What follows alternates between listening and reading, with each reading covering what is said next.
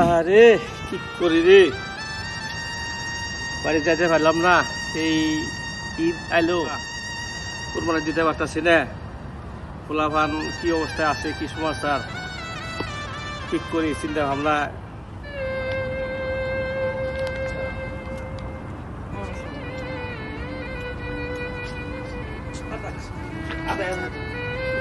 আসসালামু আলাইকুম চাচা। ওয়ালাইকুম সালাম। ভালো আছেন?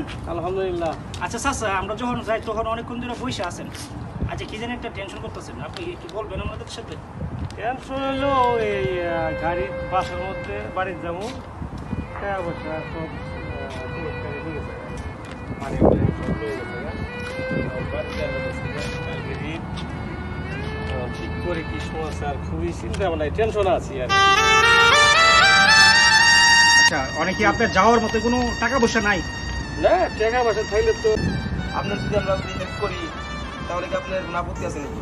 না না না, বুঝতে নাই। ইনশাল্লাহ আপনারা তোমরা এলা আমার পোলার বয়স সহযোগিতা করলে আমি আর একটু আর হবো, ভালো হবো। ড্রাইভার বন্ধু কিছু তারে। হ্যাঁ অবশ্যই, আমরা তো হেল্প করতে হবে। আচ্ছা একটা কথা, আপনারা প্লিজ এই যে ট্রেনে যাবেন, সুন্দরভাবে বাড়িতে যাবেন।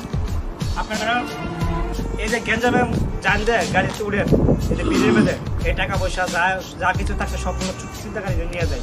তখন কি করেন, তখন সব কিছু সরবার হারা হয়ে যাবে। তখন বাড়িতে আর কোনো বোঝার মতো কিছু দিতে পারেন না। এখন টাকা পয়সা কম, এর লাগে কম টাকার গাড়িগুড়ির মধ্যে যাইতে চাই। ভালো ভালো গাড়ি। আচ্ছা আকাশ কত আছে দেখো? টাকা পয়সার বেশি টাকা পয়সা লাগে। আমার তো না খরচ হয়ে গেছে তো। তাই 1000 দিই।